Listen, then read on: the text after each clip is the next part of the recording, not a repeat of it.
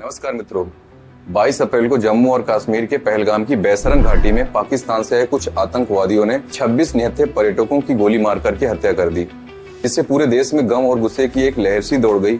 इस घटना के बाद भारत सरकार ने पाकिस्तान के खिलाफ कड़ा एक्शन लेते हुए सिंधु वाटर ट्रीटी को सस्पेंड कर दिया। एक दूसरे देश में आने जाने वाला रास्ता अटारी वाघा बॉर्डर बंद कर दिया। सभी तरीके का पाकिस्तानी वीजा रद्द कर दिया और इस आतंकी घटना का बदला लेने के लिए इंडियन आर्मी ने 6-7 मई की रात को ऑपरेशन सिंदूर शुरू किया। आज इस वीडियो में आपको ऑपरेशन सिंदूर से शुरू हुए इंडिया पाकिस्तान की इस वॉर को डिटेल में बताऊंगा और साथ ही साथ ये भी बताऊंगा इस वॉर को लेकर के अमेरिका और चाइना का क्या पॉइंट ऑफ व्यू है।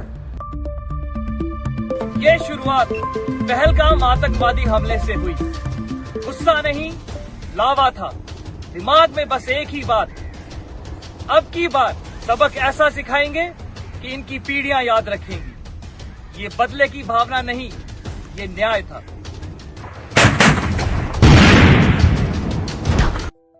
बाईस अप्रैल को जम्मू और कश्मीर के पहलगाम की बैसरन घाटी, जिसे मिनी स्विट्जरलैंड भी कहा जाता है, वहां पर एक नेपाली नागरिक, एक लोकल कश्मीरी और 24 भारत के अलग अलग राज्यों से आए हुए पर्यटकों की पाकिस्तान से आए हुए आतंकवादियों ने गोली मार करके हत्या कर दी। इस आतंकी घटना की जिम्मेदारी द रेजिस्टेंस फ्रंट यानी टीआरएफ ने ली। ये टीआरएफ आतंकवादी संगठन लश्कर ए तैयबा का ही सहयोगी संगठन है। शुरू में तो टीआरएफ ने इस आतंकी घटना की जिम्मेदारी ली, लेकिन बढ़ते हुए आक्रोश और घटना की गंभीरता को समझते हुए घटना के 4 दिन बाद 26 अप्रैल को बड़े ही नाटकीय ढंग से जिम्मेदारी लेने से मना कर दिया। बोला कि हमारे सोशल मीडिया अकाउंट्स को हैक कर लिया गया था, जिम्मेदारी लेने वाला ये पोस्ट हमारी तरफ से नहीं किया गया था, इस घटना का हमसे कोई लेना देना नहीं है, इसकी हम जिम्मेदारी नहीं लेते हैं। दरअसल बैसरन घाटी में हुई ये घटना केवल आतंकी घटना भरी नहीं थी, ये भारत की एकता को तोड़ने की एक कोशिश थी, जिसमें आतंकवादियों ने पर्यटकों का धर्म पूछ करके, कलमा पढ़वा करके, हिंदू मुस्लिम को अलग अलग करके हिंदुओं को टारगेट करते हुए गोली मारी थी, जिससे पूरा का पूरा देश गम और गुस्से में खौल गया। पाकिस्तान ने इस घटना में अपनी इन्वॉल्वमेंट को मना कर दिया, लेकिन भारत ने इसे पाकिस्तान की ही धरती से ऑपरेट होने वाली आतंकी घटना बताया और इस घटना का बदला लेने के लिए 6-7 मई की रात को इंडियन आर्मी ने ऑपरेशन सिंदूर शुरू किया।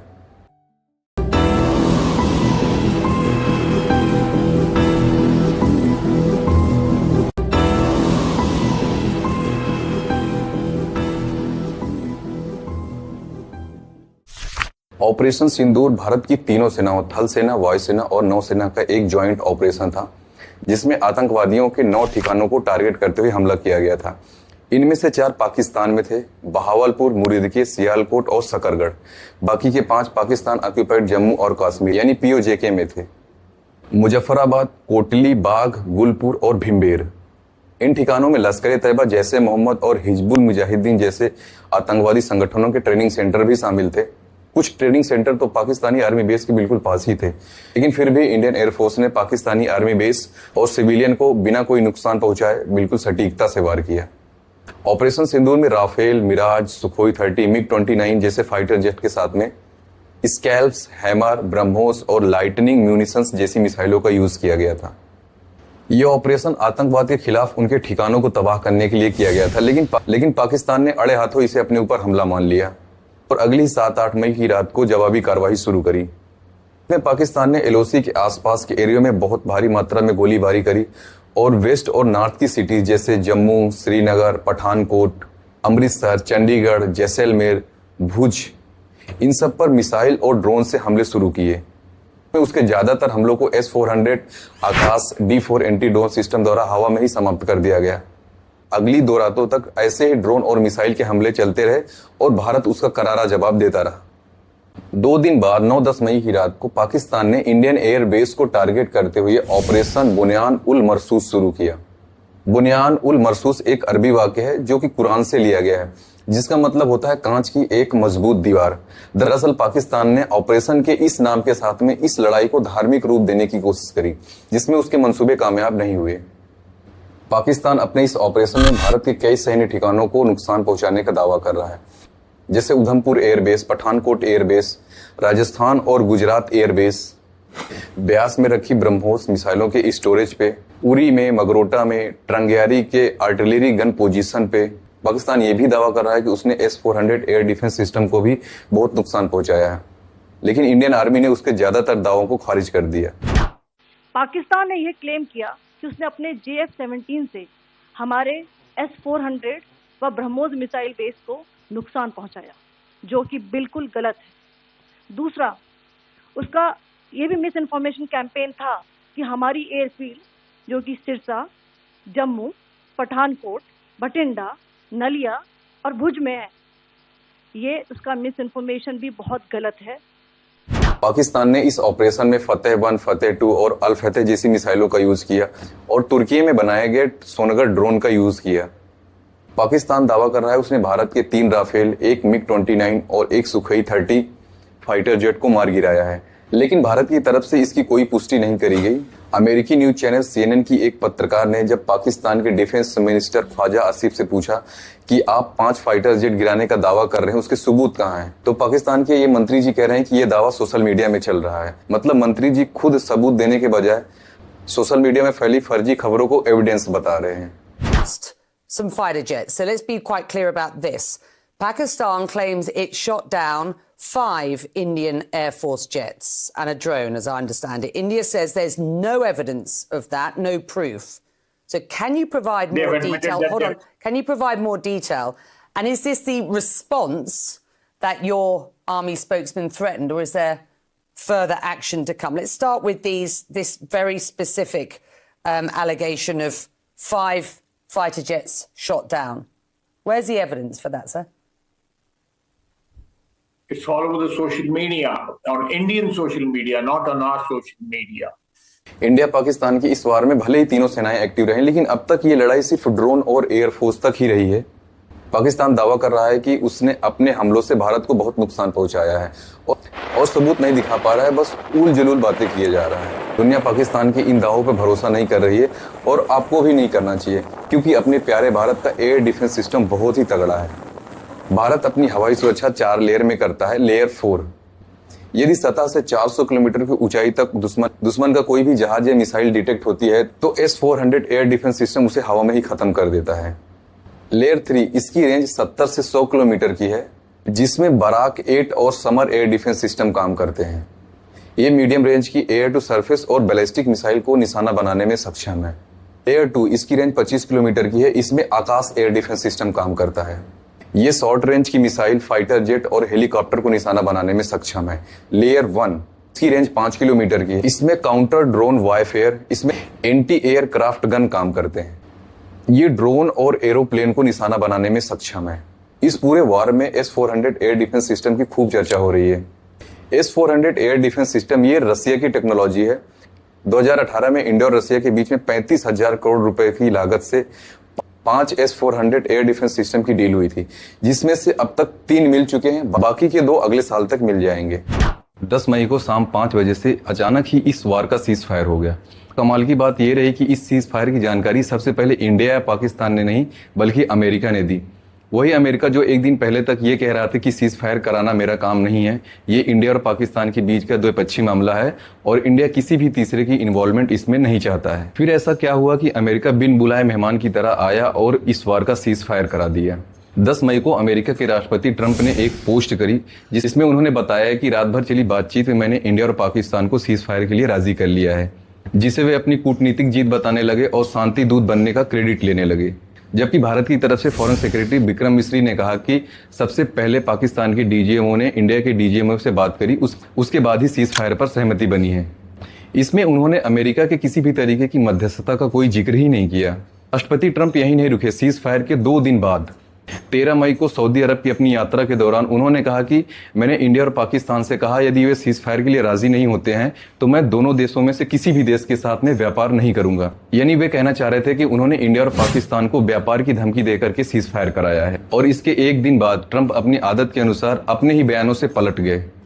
दोहा के एक कार्यक्रम में उन्होंने कहा, मैं ये नहीं कहता कि इंडिया और पाकिस्तान के बीच सीज फायर मैंने कराया है, लेकिन पिछले हफ्ते इंडिया और पाकिस्तान के बीच जो कुछ हुआ उसको सेटल कराने में मैंने मदद करी है। I don't want to say I did, but I sure as hell helped settle the problem between Pakistan and India last week, which was getting more and more hostile. Trump कितना झूठ बोलते हैं ये पूरी दुनिया को पता है, ये किसी से छिपा नहीं है। ट्रंप के अपने ही देश अमेरिका में एक न्यूज़पेपर है वॉशिंगटन पोस्ट। वॉशिंगटन पोस्ट ने तो इनके झूठ के ऊपर एक रिसर्च ही कर डाली। वॉशिंगटन पोस्ट के अनुसार 20 जनवरी को राष्ट्रपति पद की शपथ लेने के शुरू के 100 दिन में राष्ट्रपति ट्रंप ने 32 ऐसे बयान दिए हैं जो पूरी तरह से झूठे हैं या भ्रामक हैं। और ट्रंप अपने पिछले कार्यकाल 2017 से लेकर 21 तक टोटल 30,573 ऐसे दावे किए हैं जो पूरी तरह से झूठे निकले हैं। अगर मैं गणित करूं और ट्रंप के बयानों का एक एवरेज निकालूं तो ट्रंप ने अपने कार्यकाल में अब तक रोजाना 21 ऐसे दावे करते आए हैं जो पूरी तरह से बाद में झूठे निकलते हैं या भ्रामक निकलते हैं। अगर ट्रंप के दावों को सीरियसली न लिया जाए तो फिर ऐसा क्या हुआ कि मोदी सरकार सीज फायर के लिए राजी हो गई, जबकि इस वार के सारे एस्पेक्ट अपने फेवर में थे। इंडियन आर्मी ने पाकिस्तानी आर्मी को भारी नुकसान पहुंचाते हुए उसे बैकफुट पे लाके खड़ा कर दिया था। ये बात मैं नहीं कह रहा, ये बात भारत के डीजीएमओ ने प्रेस कॉन्फ्रेंस करके बताई है। खुद मोदी जी कह रहे हैं कि मैंने पाकिस्तान को मिट्टी में मिला दिया। तो फिर ऐसा क्या हो गया कि मोदी सरकार सीज फायर के लिए राजी हो गई? क्या यह कोई इंटरनेशनल प्रेशर था? ये सवाल इसलिए भी करना जरूरी है क्योंकि मोदी जी जब प्रधानमंत्री नहीं थे तो वे इंटरनेशनल प्रेशर बनाने की एक रणनीति बता रहे थे। इंटरनेशनल प्रेशर पैदा करने की ताकत आज हिंदुस्तान में 100 करोड़ का देश है। पूरी दुनिया पे प्रेशर हम पैदा कर सकते हैं जी। कोई हम पर कैसे प्रेशर पैदा करे? ये उल्टी गंगा क्यों चली, मैं हैरान हूं जी। और आज जब ये मौका उनके पास था तो वे सीज फायर के लिए राजी हो गए। या फिर ये केवल अमेरिका का ही प्रेशर था? क्योंकि जिस तरीके से पाकिस्तान अमेरिका को सीज फायर के लिए धन्यवाद दे रहा है, भारत की तरफ से ट्रंप के दावों का कोई विरोध नहीं किया जा रहा है, मोदी सरकार ने चुप्पी साध ली है। अगर इन सब कड़ियों को जोड़ करके देखा जाए तो ये अमेरिका का ही प्रेशर लग रहा है। अमेरिका इंडिया पाकिस्तान की लड़ाई में शुरू से ही टांग अड़ाते हुए आया है। अगर सच में ये सीज फायर अमेरिका के प्रेशर की वजह से हुआ है तो मोदी सरकार को अपनी ही पार्टी के पूर्व प्रधानमंत्री श्री अटल बिहारी वाजपेयी जी को सुनना चाहिए। जब कारगिल युद्ध चल रहा था तो राष्ट्रपति लिंकन ने मुझे बुलाया न्यूयॉर्क में, वाशिंगटन में।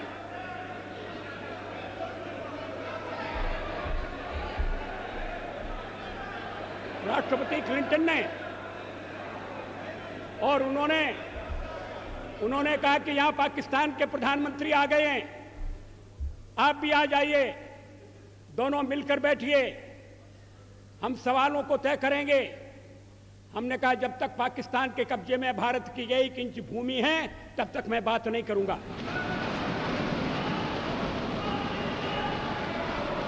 और मैं अमेरिका नहीं गया, अमेरिका के दबाव में नहीं आया। अगर ये अमेरिका का ही प्रेशर था तो मोदी सरकार को कांग्रेस की प्रधानमंत्री श्रीमती इंदिरा गांधी जी की बात सुननी चाहिए। जब अमेरिका ने पाकिस्तान का साथ देते हुए अपनी नेवी का 7वां बेड़ा भेज दिया था, अगर उस समय रूस ने 40वां बेड़ा भेज करके हमारी मदद न करी होती तो आज भारत का इतिहास कुछ और होता। ये सवाल सीज फायर पर ज्ञान देने वाले होम मिनिस्टर अमित शाह से भी पूछा जाना चाहिए। नेहरू के समय में जो ब्लंडर हुआ था, इसके कारण कश्मीर को भुगतना पड़ा।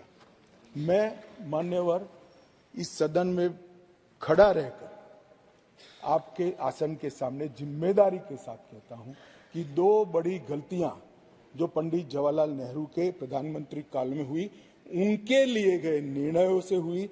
इसके कारण सालों तक कश्मीर ने सहन करना पड़ा। एक सबसे बड़ी गलती, जब हमारी सेना जीत रही थी, पंजाब का एरिया आते ही सीज फायर कर दिया गया और पाक ऑक्यूपाई कश्मीर का जन्म हुआ। अगर सीज फायर 3 दिन लेट होता तो पाक ऑक्यूपाई कश्मीर आज भारत का हिस्सा। सत्ता में रहते हुए पिछली सरकार की बुराई करना सबसे आसान काम होता है, और जब ये मौका आज इनके पास था तो ये सीज फायर के लिए राजी हो गए।